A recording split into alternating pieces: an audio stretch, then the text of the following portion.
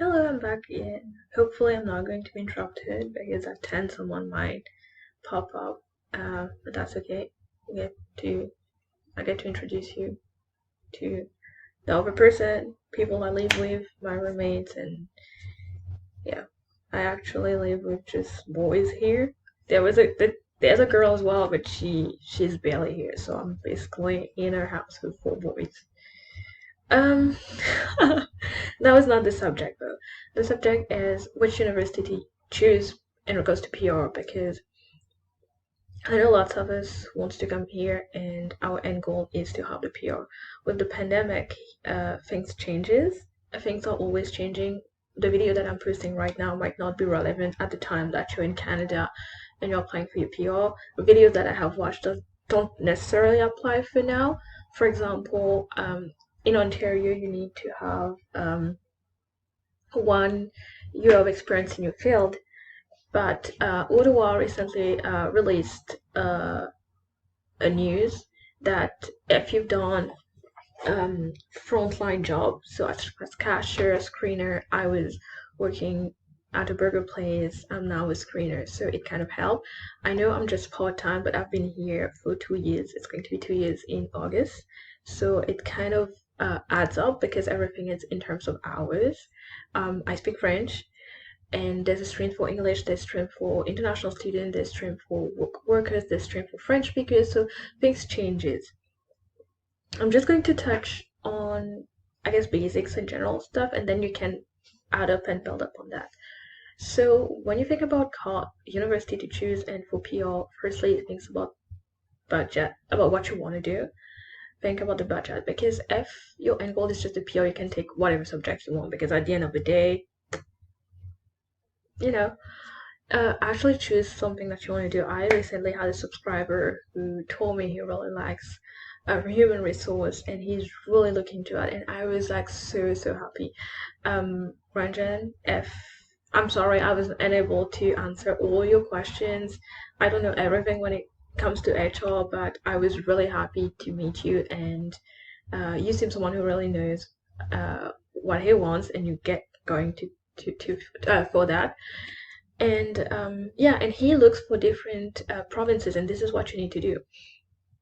So for example, if you are on a low budget, I would definitely advise you to go in the north, so Alberta, Nova Scotia, New Brunswick. And because it's very low, because no one really goes there. I'm just telling you, I'm just going to be brutally honest.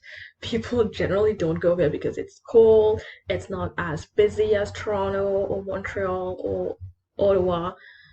Otherwise, not that busy, but I'm going to cover that afterwards. So you have a fat chance of being accepted. You are not going to spend a ton of money when it comes to cost of living. PR is way easier. Ontario and Vancouver have the criteria are a little bit more difficult. Quebec as well. Even if you want to go to Quebec, you actually have to have an extra permit kind of thing. It's Quebec is its own thing, even though they are in Canada. But don't say that. They don't like it. um, yeah. So it takes a year approximately to process in Ontario, but in Alberta and Nova Scotia, and even New Brunswick, I guess it takes at least 6 months. And your IELTS and your credits, and they're not so pushy towards your IELTS. You can have a lower score and still be accepted. You don't have to have 1 year of experience in your field and still be accepted. Talking about that, Ontario as well. You don't have to have 1 year of experience to get your PR. You just need to have a job, but a non-entry level job when it comes to PR for 1 year. But again, with the pandemic, thing has changed. So I've got Nova Scotia, Alberta, and New Brunswick. So if you want to go for universities at a low fees and want to get your PR, so go there. In terms of work scope, well, IT is everywhere, but the hub, as you know, is Toronto, Montreal, and you wouldn't have guessed it, but Waterloo. Waterloo is a hub for IT as well. When it comes to business, it's a little bit everywhere, but I would advise BC because BC has a special PR stream when it comes to entrepreneurship. And Ottawa, I really like Ottawa because it's government, and when you get a job in the government, it's pretty stable. And the nice thing is that government want to diversify, so it's not just Canadian. They actually have a stream if you're in a mind. There are some jobs they actually give priority if you're disabled, if you're First Nation, if you're Native, if you are a minority. So that is it. Some many of my friends, what they do, they actually come to Georgian and then they move to Saskatchewan, which is really desert. But anyway, I hope this covered the basics of it when you're looking for university and a place to go in terms of budgeting. If not, I do understand it's very quick. It's just 5 minutes. I don't want to bore you with a lot of information as well. I just want to cover the basics of it. But if it's not clear, if you have any more questions, if you want something a little bit more in depth, just let me know.